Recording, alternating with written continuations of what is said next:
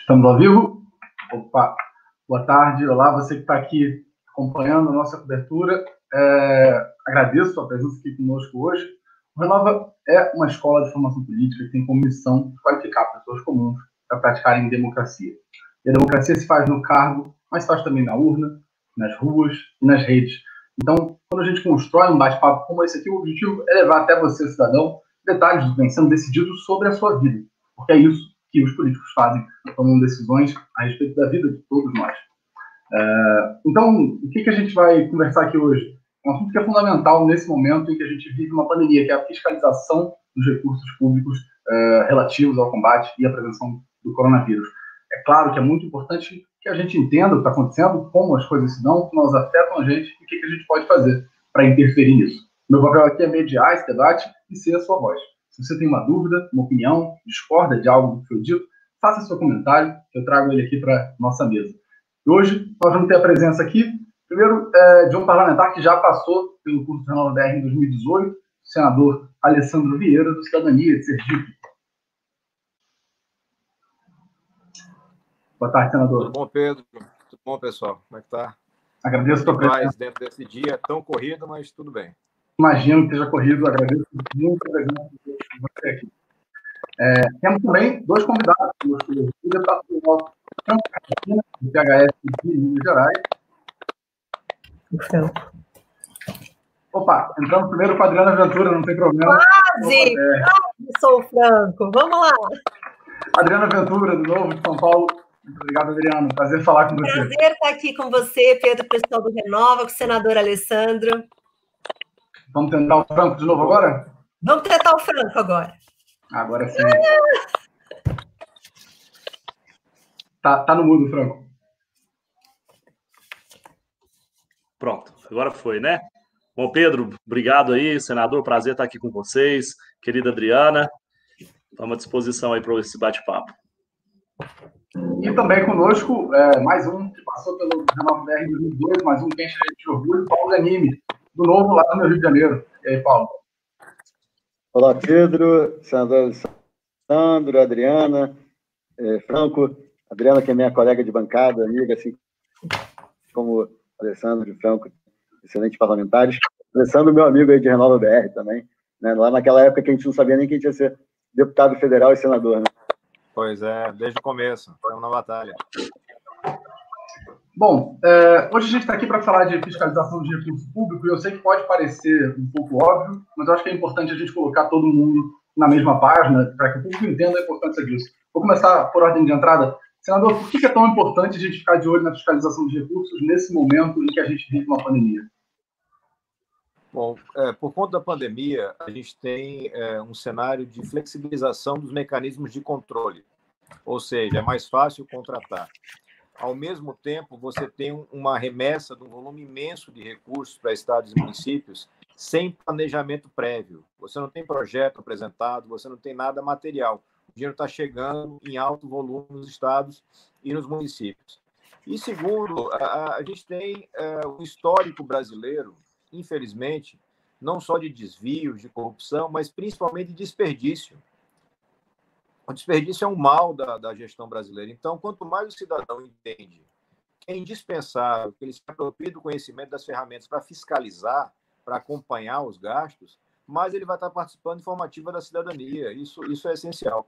Nós, parlamentares, temos um papel nesse sentido, mas cada cidadão tem um ponto muito importante para participar. Certo. Continuando nesse tema, vou na Adriana agora, levando em consideração aqui o que o senador falou, Adriana, apesar das questões envolvidas, é realmente necessário que a gente tenha uma suspensão de licitação, que eu acho que é bom a gente fazer também o cidadão entender, quando ele ouve na televisão assim, essa obra foi feita com dispensa de licitação, ou esse projeto foi aprovado sem passar por uma licitação, ele tem a impressão de um ilícito, e não é bem assim, né? Agora, é realmente necessário? Olha, nesse processo de pandemia, realmente os processos precisam ser simplificados, isso é fato. Porque se a gente pensar ali ainda que a gente é refém de toda uma burocracia exagerada e de toda uma máquina enorme que não funciona, ineficiente, os processos demoram muito. Então, se a gente está numa pandemia e a coisa vai seguir o processo normal de compra, vai passar a pandemia e ainda não comprou o que precisa. Então, às vezes, a dispensa de licitação e o afrouxamento das regras é importante neste momento, mas isso também não desobriga o gestor ou as pessoas a tomarem os procedimentos adequados, fazerem os orçamentos, ficarem documentados, porque isso também é uma obrigação deles. E como o senador Alessandro bem pontuou, existe um problema sério de má gestão e desperdício, né? Aquela cultura que parece que o dinheiro não é nosso, então compra mais do que precisa, paga mais caro. Então, tem que ter um compromisso do gestor e ele precisa fazer esse processo, ainda que a licitação formal e todas aquelas outras partes de empenhar, de publicar e toda aquela demora tenha sido simplificada. Isso não o desobriga de ter um processo claro e de ser transparente. Perfeito.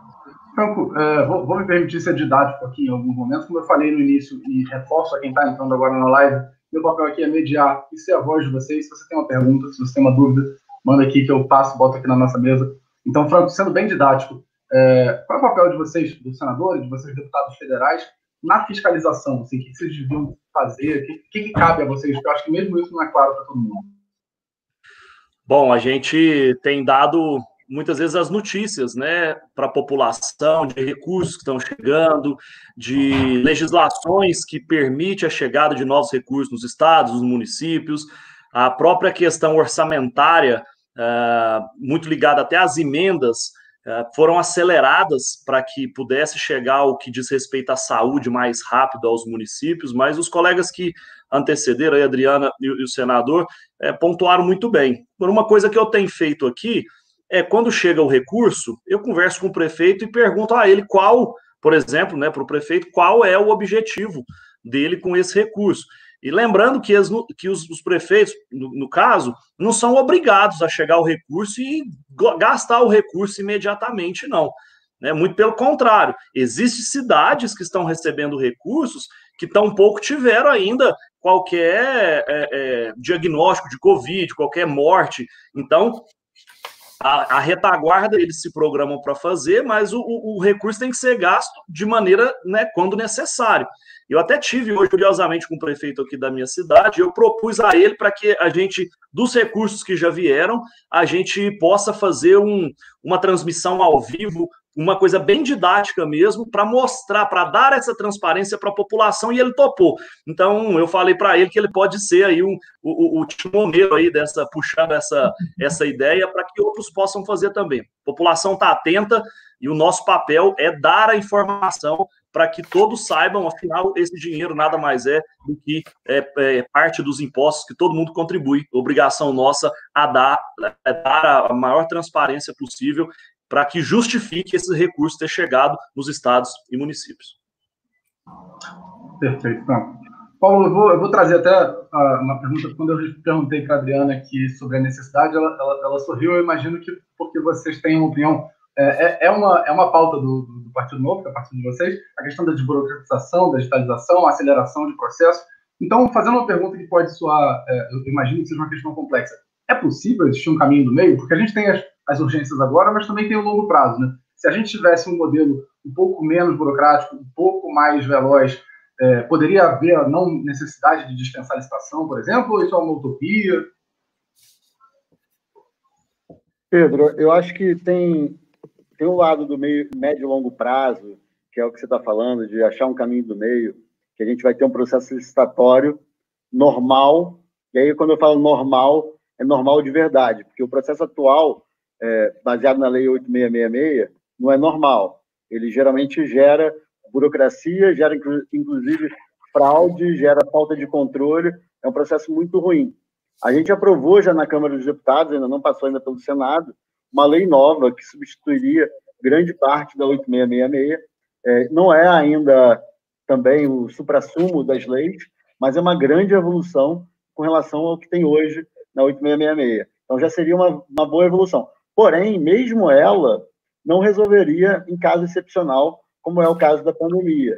Por isso que, quando a gente aprovou o estado de calamidade, a gente aprovou que processos licitatórios não fossem feitos. Agora, é claro que quando a gente faz isso para garantir a compra emergencial, né, seja de respiradores, até mesmo de contratos para construção de hospitais de campanha, todas as outras contratações que estão envolvendo aí o combate à pandemia, a gente não gostaria e nem esperava que aqueles que já estão acostumados a roubar, né, a fazer falcatrua, corrupção, eles fossem se aproveitar desse momento, que é um momento que até mesmo esses que, na minha opinião, são grandes bandidos, teriam um pouco de coração, um pouco de sensibilidade para não roubar, né? Porque se as pessoas não têm sensibilidade, não entendem que no momento normal a corrupção mata, eu imaginava que pelo menos quando elas estivessem vendo as pessoas morrendo todos os dias por conta da pandemia, elas tivessem um pouco de bom senso, né? E que pelo menos agora eles não tivessem a coragem, a cara de pau de cometer atos de corrupção.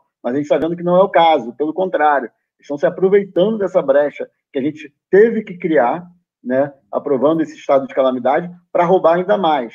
Isso é um absurdo, é uma vergonha. Então, assim, se você não tem vergonha de roubar dinheiro público, tem vergonha, pelo menos, de roubar dinheiro na hora que as pessoas mais precisam. E mais que isso, não só o dinheiro está sendo roubado, como algumas obras, por exemplo, construção de hospital de campanha, respirador, não tá acabando, não está sendo encerrada, as pessoas não estão conseguindo ter acesso a isso por conta desses casos de corrupção, seja porque estão roubando respirador, ou seja porque os tribunais de contas estão parando, às vezes, as obras por conta disso. Assim, é uma vergonha que isso esteja acontecendo nesse momento. E aí eu vou te dar um exemplo, um bom exemplo, eu não vou dizer, é uma pessoa que é até mais próxima, mas que não dá, eu não vou dizer que é 100% correto, porque a gente, hoje em dia, na política é difícil colocar a mão no fogo para alguém, mas pelo menos o processo que ele colocou em prática, lá na prefeitura de Teresópolis, é um processo que não segue o rito do processo de licitação, mas que ele garante um processo durante 5 dias, ou seja, 5 dias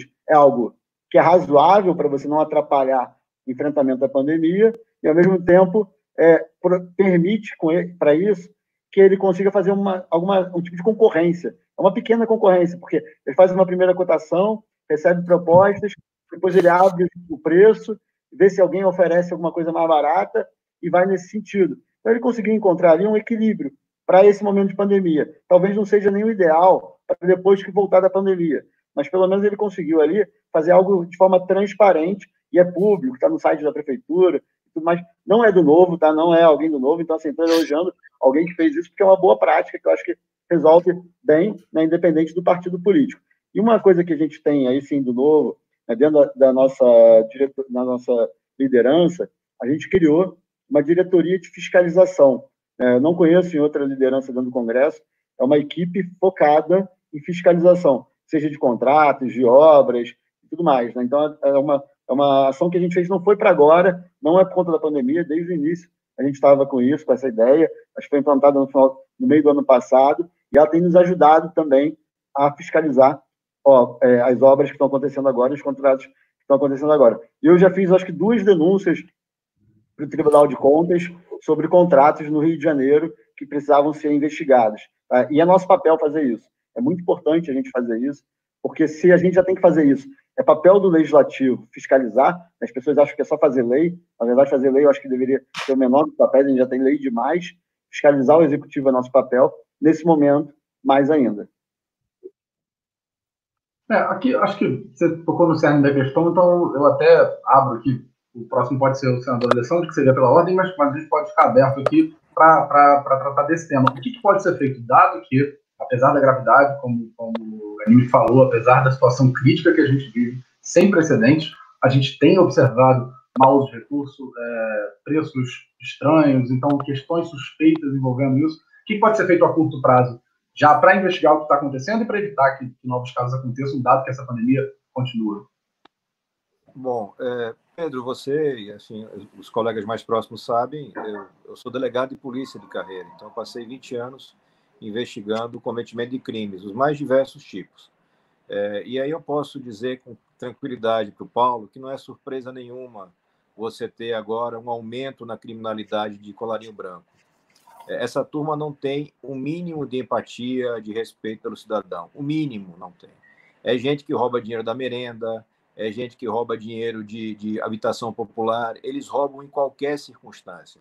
E eles fazem isso por conta da impunidade, que ainda é a regra no Brasil, apesar de uma série de mudanças que vem acontecendo, mudanças no legislativo, no executivo, o judiciário também é um pouco mais proativo, mas ainda está longe do ideal.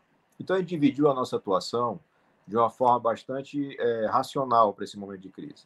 Então, o primeiro compromisso como senador da República representando o meu estado, Sergipe, foi conseguir os recursos necessários para que se fizesse frente à demanda urgente de saúde. Conseguimos isso muito rapidamente, não foi difícil. Eu acho que todos os estados receberam de imediato, um pouco mais, um pouco menos, mas valores correspondentes àquela demanda urgente. Então, logo a gente teve isso concretizado, a gente partiu para a nossa estrutura de fiscalização. A gente tem, na estrutura do gabinete que eu compartilho com os deputados Felipe Rigoni e Tabata Amaral, que também são colegas de formação de Renova, a gente tem uma equipe focada em Brasília para a parte de análise de dados e fiscalização. Né? Tanto você tem um especialista de informática, como um profissional que veio da CGU, que trabalham para a gente nesse sentido. E aqui na base, em Aracaju, também. Nós temos uma equipe que trabalha com fiscalização de editais, de compras.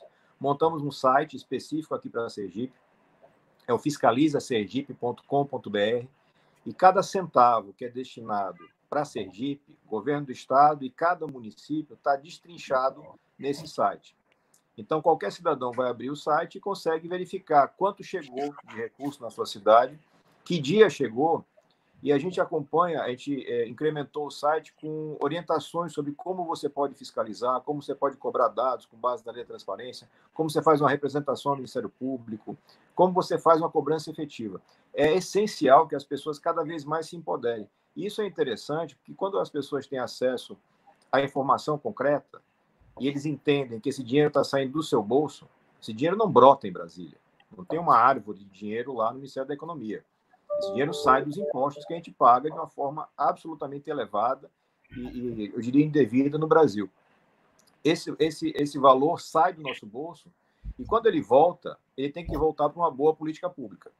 Então, as pessoas, quando fazem esse match, quando eles entendem, eles começam a fiscalizar e a gente vê, e isso é uma realidade que a gente tem desde o início do nosso mandato aqui em Sergipe.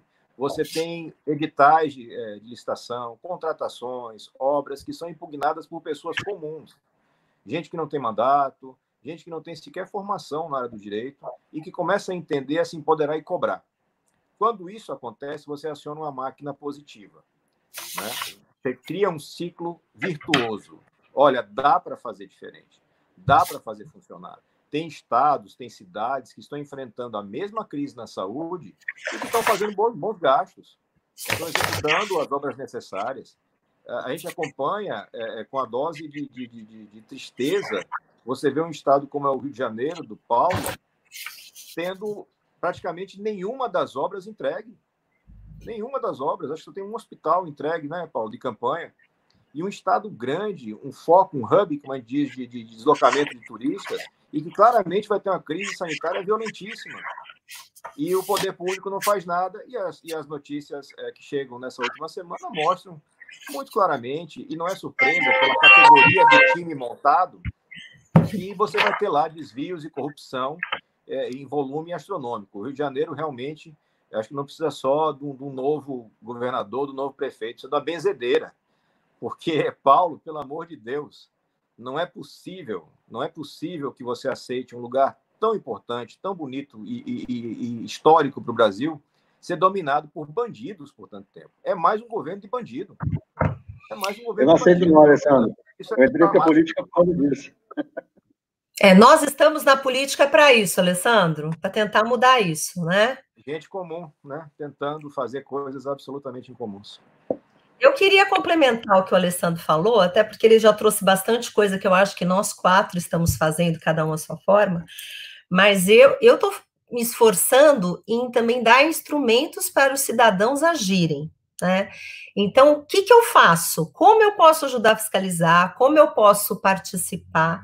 Então, muitos não sabem que essa mesma regra que afrouxou, essa mesma lei que afrouxou a regra, né, que é a 13.979, ela exige transparência. Então, toda prefeitura que recebe dinheiro tem que dar transparência dos seus gastos, tem que colocar num site né, num prazo X, se eu não me engano, são 48 horas, depois o Alessandro me corrige se eu estiver errada, o que comprou, como comprou, a quantidade, o valor unitário. Então, cabe sim a cada cidadão verificar que empresa é aquela, se é do ramo, se é do parente do prefeito, se tem maracutaia e denunciar. A questão é o cidadão realmente assumir esse papel e saber para que caminho que ele pode seguir, porque a gente percebe que os cidadãos têm medo.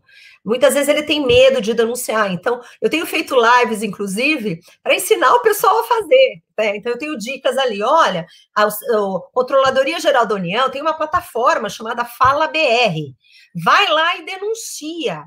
Ah, você não quer, pode ser anônimo, inclusive.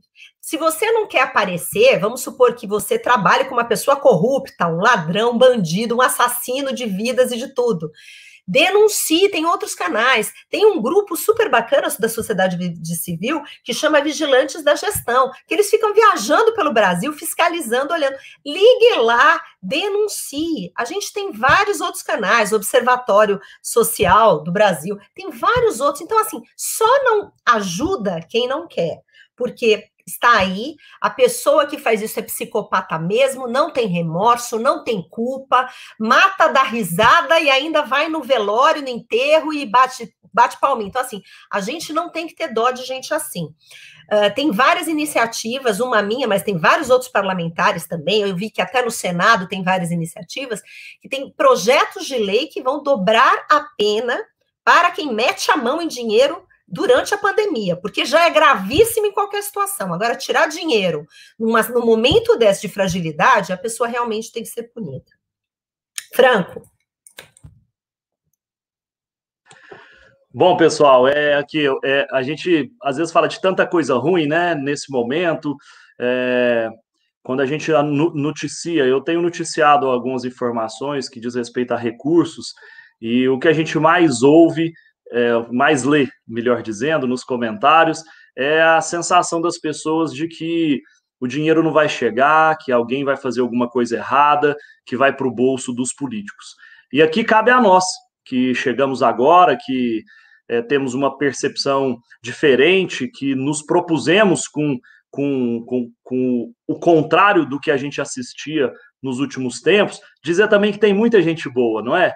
Tem muita pessoa de bem, como aqui o Paulo colocou, pessoas que dão exemplo, pessoas que querem realmente quebrar esse paradigma de que, né, político entrou na política, está fazendo alguma coisa errada. E a gente precisa enaltecer isso também. Então é importante que a gente fale, é importante que a gente divulgue. Foi por isso que eu propus aqui, o prefeito entendeu, achou ótimo na hora, porque nós somos cobrados como funcionários da população, operando aí o dinheiro que é recolhido pelos impostos, nada mais normal do que saber onde que está, para onde que vai. Mas é lamentável, porque aqui as coisas boas a gente vê mais como obrigação de se fazer, né? O que a gente tem que condenar é aquilo que desvirtua a boa conduta de quem está ocupando um cargo público, né? Que é o nosso caso e que a gente convive com várias pessoas. Então, eu fiquei muito triste de ficar sabendo de alguns amigos, que aí eu vou preservar aqui, preservar o nome, né? Mas dizer que pessoas de municípios aí, até não é nem de Minas Gerais, pessoas de outros estados ligaram aqui para uma empresa da minha cidade para consultar o valor de determinado material que eles fabricam, EPI e até outros materiais, e aí a pessoa passou o valor e na cara dura houve uma proposta de superfaturamento. Então, isso assim, para uma pessoa que não está acostumada não está acostumada a mexer com a coisa pública, que é o caso desse conhecido meu, né, desse amigo meu com a empresa dele, porque ele não é fornecedor de coisa pública e tal. Ele, nesse momento, adaptou a gestão dele e está fazendo alguns materiais. O cara falou assim, Franco do céu, na cara dura, queria que eu colocasse um preço, acho que tipo 3 vezes maior. Eu falei, sai fora disso. Né? Aí as pessoas também ficam receosas, né, de poder, às vezes, denunciar isso ou de fazer de qualquer... não estava esperando, mas é assim, lamentável a gente ter pessoas que partem por uma conduta tão, né, tão afrontosa com a sociedade, onde a gente percebe no estado da pessoa que ligou aqui, tantas pessoas morrendo. Será que, né, como o senador falou, as pessoas são assim desprovidas de total empatia com o próximo, de total não ter nenhum pedacinho de benevolência, compaixão aí no coração. Então, é importante que a gente, através, né, pessoal que está acompanhando aqui a gente também, a Adriana falou uma coisa muito importante. Nós tentamos, né, fazer todo o encaminhamento, monitorar, conversar, mas é muito importante que, sob qualquer indício que tenha alguma irregularidade, que alguém que ou trabalhe no município, ou algum servidor, ou a própria população, recebi isso aqui, dá uma olhada, aí é nosso papel ir atrás e para poder confirmar se há ou não há. Né? Então, a gente tem tentado fazer o nosso melhor, mas a gente sabe que tem muita gente que aproveita, infelizmente, de um momento desse para se beneficiar de forma... para se auto-beneficiar. Isso é extremamente lamentável. Mas nós estamos aqui para evitar o máximo que isso aconteça, né? Legal. Vocês falaram aí de que algumas pessoas têm medo de denunciar, isso é um fato, não sabem se conseguem fazer uma denúncia anônima ou não. Outras pessoas desconhecem quais são os caminhos, né? O senador Alessandro falou aí do fiscalizasergipe.com.br, a Adriana citou canais também, mas tem algum jeito mais simples, unificado? Porque quando a gente se coloca no lugar do cidadão, às vezes uma obra é municipal, a outra obra é estadual, essa tem que cobrar em Brasília, essa tem que cobrar no governo. Para outros serviços não é assim. A gente tem o 190, o 193, o 180, tem um número unificado, ou um site unificado em que qualquer cidadão pode denunciar qualquer coisa, ele deve procurar a polícia. Qual é o conselho de vocês? Quando você junta numa ferramenta só, num site só, todas as possibilidades de denúncia, você facilita a vida do cidadão. É o que a gente tenta fazer. A gente coloca ali as orientações de como fazer, para onde ele deve destinar aquela denúncia, e também coloca a disponibilidade de fazer a denúncia para o próprio site, para o próprio mandato, para que a gente trabalhe isso e faça o devido encaminhamento.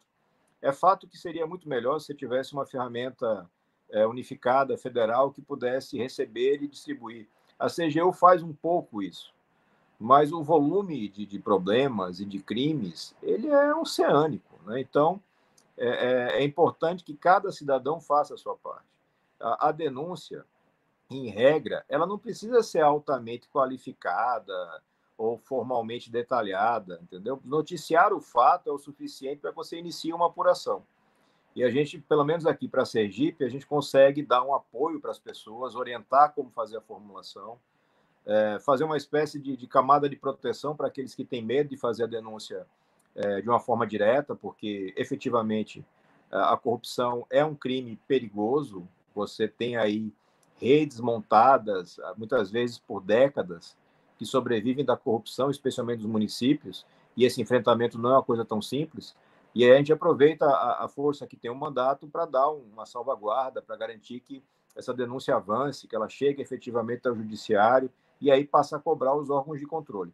É um processo e passa muito por uma questão que a gente bate na formação do Renova, bateu lá atrás e continua sendo um valor muito claro. Você tem que ter uma objetividade para entender que é um serviço público que você está prestando. Você está disposto a servir para a sua comunidade, para a sociedade geral, para a sua nação, e com base nisso você faz a atuação. Então, eu acho que as ferramentas que hoje estão disponíveis, elas são suficientes para fazer o enfrentamento. Num outro momento histórico, no momento que a gente tenha um Congresso mais qualificado do que a gente tem hoje, mais independente do que a gente tem hoje, porque a gente ainda tem um Congresso que depende muito de financiadores de campanha e de esquemas com relações governamentais.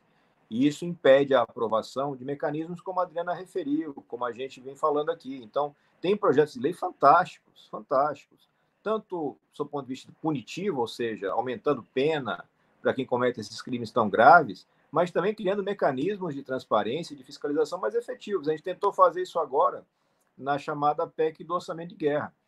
E a resposta que eu recebi dos colegas, não tenho por que não falar sobre isso, foi dizer, olha, você está 100% correto. A gente conversou aqui com 3 ministros do TCU e o que você está propondo, que era um mecanismo de transparência, está 100% certo. Mas a gente acha que, neste momento, pode inibir os gestores, olha, pelo amor de Deus, vai inibir só os bandidos, porque o bom gestor, ele não tem nenhuma inibição. Ele está realizando seu trabalho, eu vejo governadores, eu vejo prefeitos realizando seu trabalho com absoluta tranquilidade, assumindo o ônus que pediram ao povo para ter, porque essa turma foi na rua pedir a confiança do cidadão. E na hora mais dura, o cara vai querer se esconder atrás de uma proteção legal, de uma omissão. Isso não é compatível com gente de bem. Então, acho que a gente está avançando. Esse avanço se dá efetivamente de uma forma mais lenta do que a gente gostaria, mas essa é uma percepção que eu gostaria de deixar para quem está nos acompanhando. Está melhorando, porque a corrupção não começou agora, nem começou no governo passado. A corrupção existe no Brasil há séculos. Há séculos. Ela veio nos navios. E a gente tem que lutar com isso no processo educacional, tá, Adriana? Não, eu estou pensando aqui também que, além de tudo que você falou, é uma coisa que é histórica, né, que a gente convive com ela, muitas vezes aceita. Então, aí a gente volta para a questão do papel de cada um, porque cabe a cada cidadão, ele falou de simplificar o processo, de ter um canal, você já fez suas colocações, mas além de exigir de cada prefeitura um site de prestação de conta, que é obrigação dela da transparência de cada gasto, de cada coisa, o cidadão também tem que exigir de cada prefeitura um canal de denúncia, inclusive ver se ele está funcionando, porque é muito importante ele ter este canal para que a coisa possa seguir.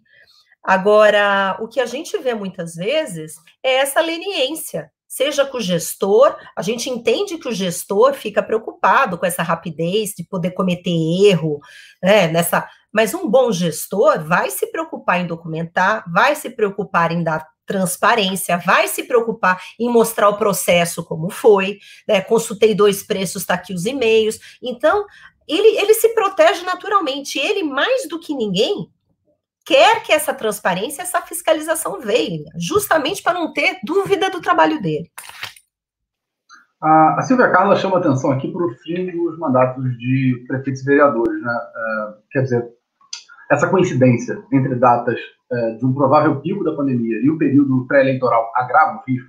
Qual é a percepção de vocês em relação aos desvios com fins de financiamento ilegal de campanhas e até com risco de obras e projetos contra a pandemia acabarem se tornando propaganda antecipada? Vai eu? Vou falar aqui só uma situação antes de colocar esse ponto, é de dizer que, né, é importante ser bastante didático aqui com quem está nos acompanhando, que muitas pessoas falam assim, poxa, mas por que está indo esse dinheiro todo aí para os municípios, para os estados, né? Que é isso? Que absurdo! A gente vai pagar essa conta. Na verdade, essa conta ela já está sendo paga, né? Porque é um recurso que já é de arrecadação. E a gente tem que lembrar que existe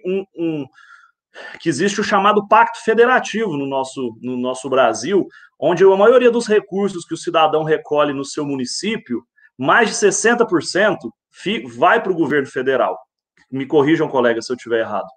Então, e menos de 20% fica no município. Então, é praticamente o cidadão, o munícipe, ele recolhe um boi e fica com um bife, não é mesmo?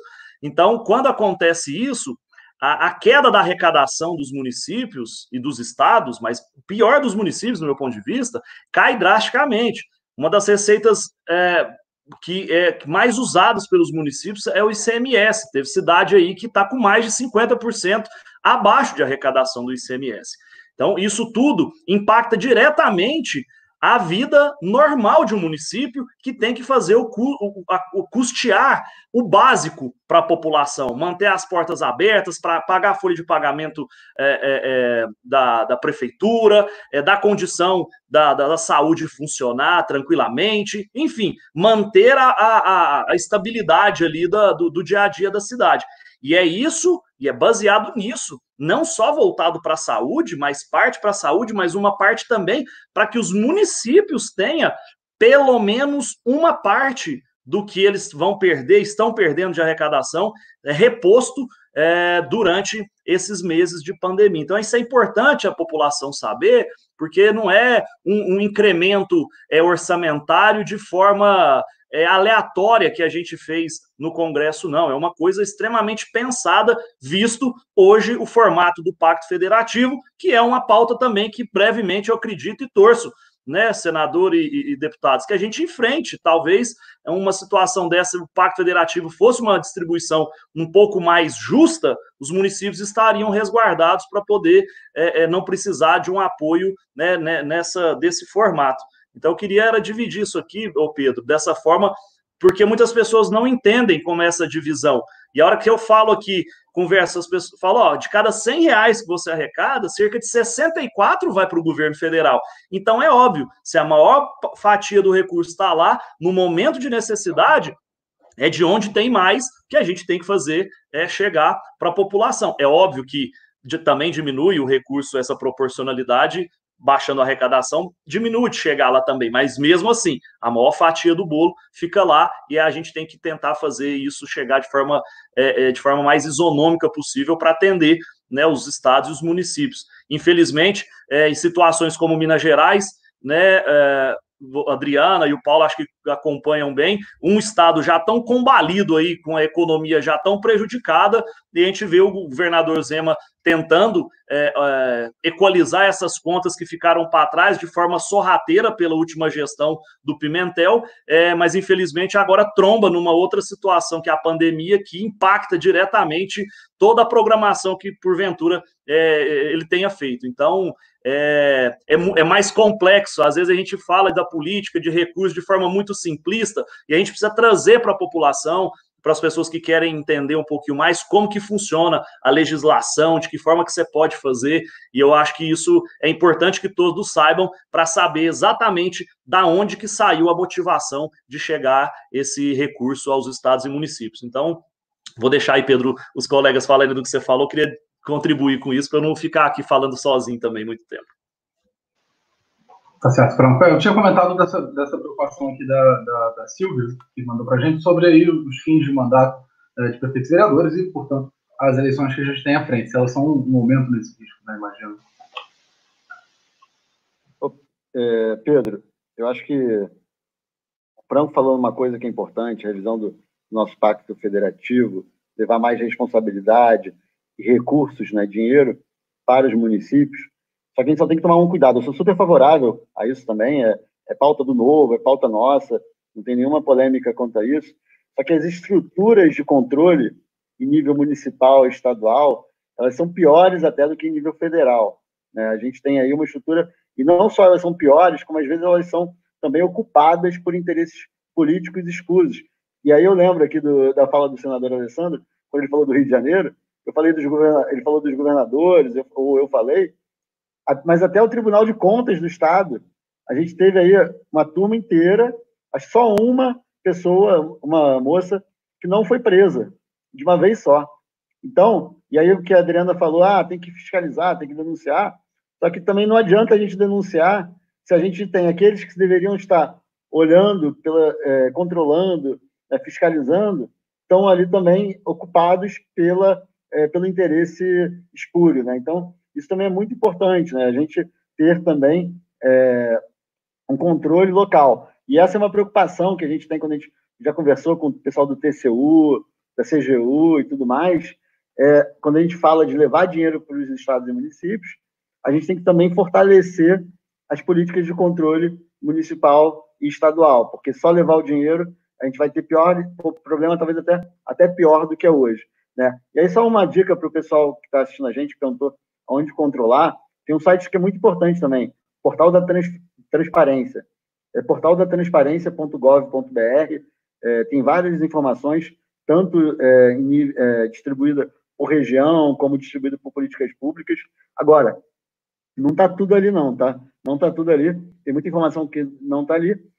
E aí uma coisa que é importante, dentro desse momento de crise, da pandemia, está definido que todos os gastos das prefeituras têm que estar disponíveis para controle da população. Porém, a gente no Rio de Janeiro está fazendo esse controle e muitos prefeitos, muitas prefeituras estão dizendo o seguinte, a gente tem a informação, Só que se você quiser ter acesso, você tem que vir aqui fisicamente, presencialmente, para ter acesso. O que é um absurdo, né? Já seria um absurdo em qualquer momento.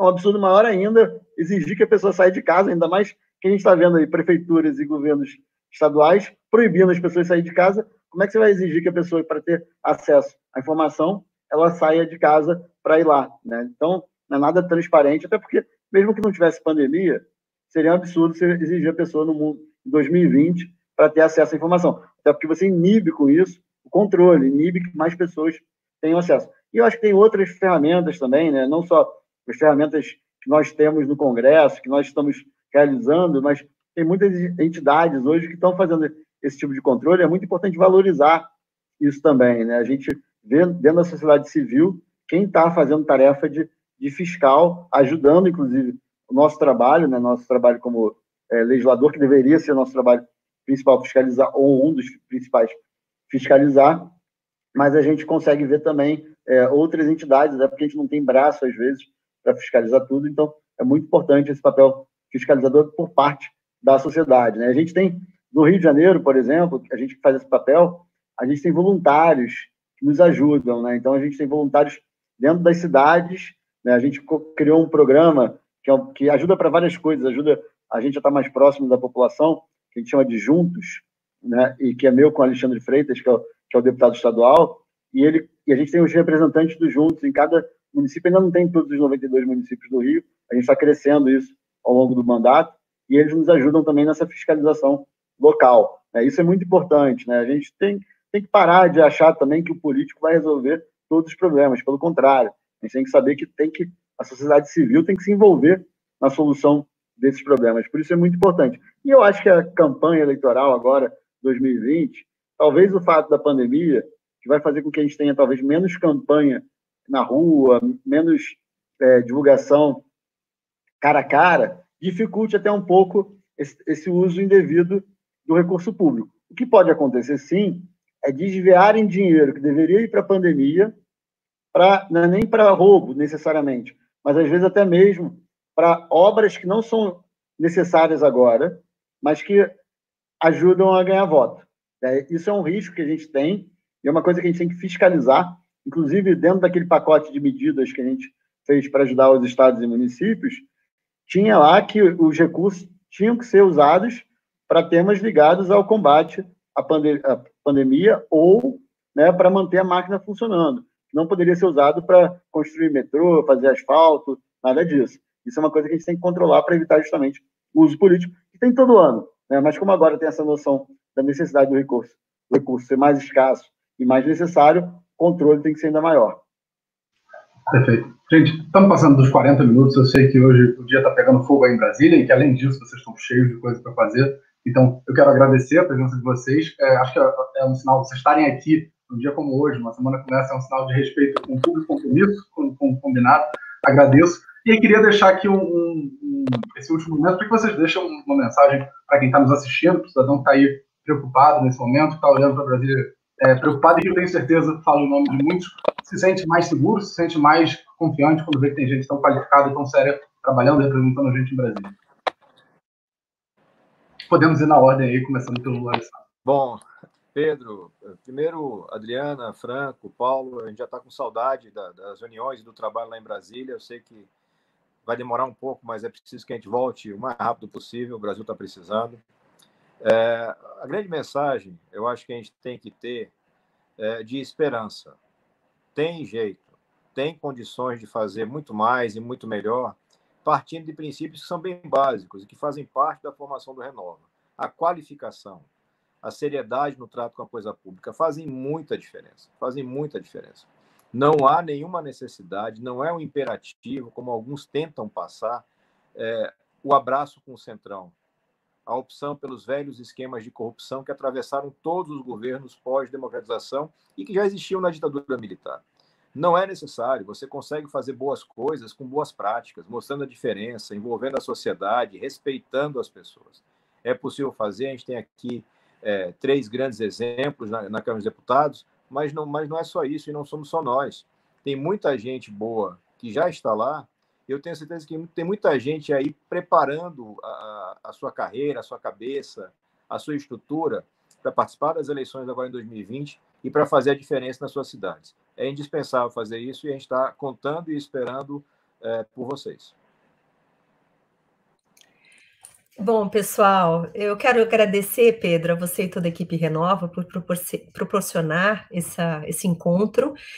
E, assim, reiterando o que o senador falou, tem muita gente boa lá, que está lutando pela mesma coisa.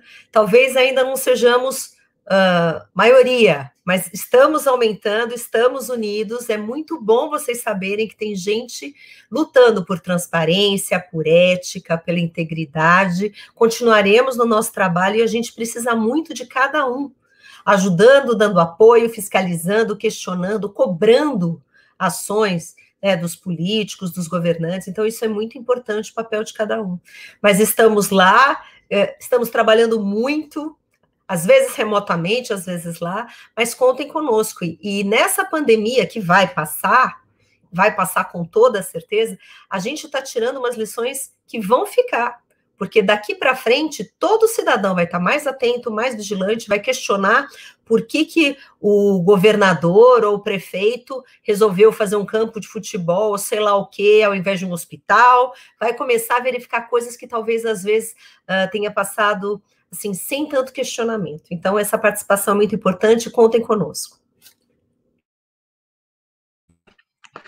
Bom, vamos lá, Pedro. Primeiro, quero te abraçar e, abraçando você, abraçar toda a equipe do Renova. Eu que acompanho aí o trabalho do Renova, não tenho dúvida que o que tem sido desenvolvido no Brasil através de vocês tem sido uma grande porta de entrada de pessoas extremamente qualificadas e dispostas a ajudar o nosso país, motivadas pelo trabalho que vocês estão desempenhando. Então, fica aqui de público o meu reconhecimento, mais uma vez. Aos colegas aqui, a Adriana, ao Paulo e ao senador Alessandro, dizer que, para mim, é sempre motivo de muita honra poder dividir espaço com vocês, poder ouvir, poder divergir na inteligência, poder, né, respeitar um ao outro. Isso, para mim, vale muito na política, porque nós somos do tipo de político, né, de pessoa pública que está em Brasília para construir pontes e não muros, né? Então, sem dúvida nenhuma, o que a gente faz, o que outros colegas de bem faz, a gente precisa sempre estar unido em prol desse bem comum que a gente colocou aqui, e sem dúvida nenhuma, eu falo que a mudança, ela não é, em nada que a gente faz, ela é de um dia para a noite. Mas o que tem acontecido desde a eleição nossa em 2018 até hoje, a gente vê que as coisas estão evoluindo e que tudo é possível. Então, vamos ficar tranquilo que as coisas vão melhorar e o nosso papel está sendo desempenhado. E se tiverem alguma sugestão aí, alguma novidade sobre esse tema, peço aí aos colegas que entrem em contato. População que está nos assistindo, fiquem extremamente à vontade também para, né, nos acionar aí nas redes sociais. A gente está aqui para ouvi-los, para buscar caminhos e alternativas em defesa da população. E que Deus abençoe todos nós e que essa pandemia, né, vá embora o quanto antes para a gente retomar a nossa tão valorosa rotina. Pedro, obrigado, prazer estar aqui com vocês, pessoal do Renova também, que sempre que me chamam eu participo, porque devo muito aí ao Renova, para eu ser deputado hoje, um dos organismos aí que ajudaram a gente a estar, organismo no sentido verdadeiro da palavra, foi o Renova BR, né, eu e o Alessandro aqui, com certeza a gente tem muito a agradecer. E o debate aqui, eu acho que o tema é muito importante, trazer esse debate da fiscalização é fundamental, eu acho que tem que reforçar isso cada vez mais, tanto para a população quanto para aqueles que estão querendo entrar para a política, de saber que é papel do legislativo fiscalizar.